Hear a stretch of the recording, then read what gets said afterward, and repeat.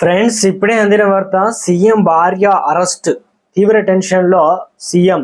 ఆ విషయాలు చెప్పడానికే వీడియో చేయడం జరుగుతుంది. వీడియోని స్కిప్ చేయకుండా పూర్తిగా చూడండి. కంప్లీట్ ఇన్ఫర్మేషన్ మీకు అర్థమవుతుంది. ఇంకా ఎవరైనా సరే ఛానల్ సబ్స్క్రైబ్ చేయకుండా వీడియో చూస్తున్నట్లయితే దయచేసి ఛానల్ సబ్స్క్రైబ్ చేసుకొని బెల్ బటన్ యాక్టివేట్ చేసుకోండి. ఇలాంటి ఇంపార్టెంట్ ఇన్ఫర్మేషన్ మిస్ అవ్వకుండా ఫోన్ నోటిఫికేషన్ రూపంలో వస్తుంది. చాలా మంది చూస్తున్నారు. లైక్ చేయండి, దయచేసి లైక్ చేయండి. ఇన్ఫర్మేషన్ అందరూ రీచ్ చేసిన వారు అవుతాము.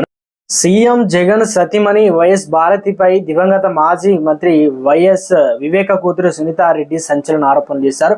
సోమవారం ఓ ప్రైవేట్ టీవీ ఛానల్ డిబేట్లో ఆమె మాట్లాడుతూ తన తండ్రి వైఎస్ వివేక హత్య కేసులో సీఎం జగన్ సతీమణి భారతి పాత్ర విచారణ జరగాల్సిందేనని అన్నారు. అయితే వివేక హత్య గురించి సీఎం జగన్ భారతి అవినాష్ రెడ్డి ఉదయం 5:30 తెలుసని, అందరికంటే ముందు వాళ్లకు అసలు ఆ విషయం ఎలా తెలుసని సిబిఐ వారిని ఎందుకు ప్రశ్నించలేదన్నారు.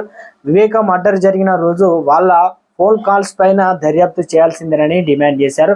జగన్ భారతి అవినాష్ రెడ్డిపై వివేక హత్య కేసు కత్తి ఎప్పుడు వేలాడుతుందనే ఉంటుందన్నారు.